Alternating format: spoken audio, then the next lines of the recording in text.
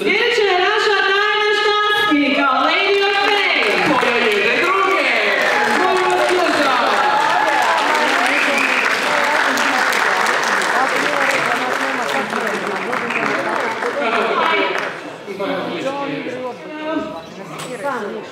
Lady of Fame, molim vas, predstavite se našoj publici i žiriju.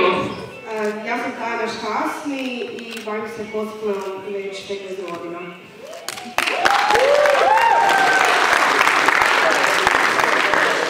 Žiri, svakako možete postaviti pitanja. Savršena.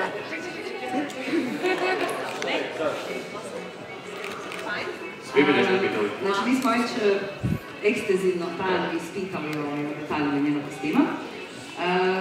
Ali mene zapravo zanima kakav je tajni osjećaj stajati sada tu pred žirijem umjesto da sjedi u žiriju i bude sponsor cosplay nagrada.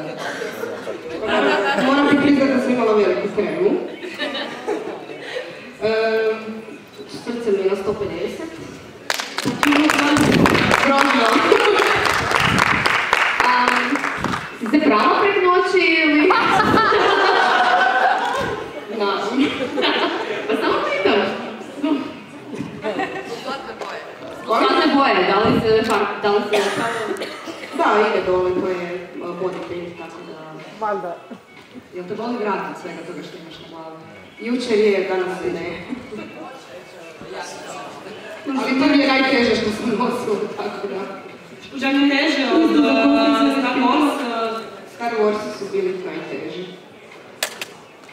Pardon. Samo sam da pitam, omiljena frakcija, omiljeni likovi Eggs of Indiju, pošto sam za goste sve već pitala. Možete ponoviti pitanje o vas? Koga najviše volite inače da igrate? Baš Lady of Fame ili, mislim, šta vam je? U biti uvijek su neke svoje likove igrali. Pa, mislim, kakvog lika pravite, to sam trebala da ja. Koja ti je inspiracija za lik? Kako da bereš koji ćeš lik igrat, koji ti je najdraži? Šta ti je Koji kles, koji ris? Usi, ne. Tako je. Ne, inače, ne Lady of Fame, pošto ona je impresivna. Kakve likove volite da igrate? Evo možda smo dobro poznali.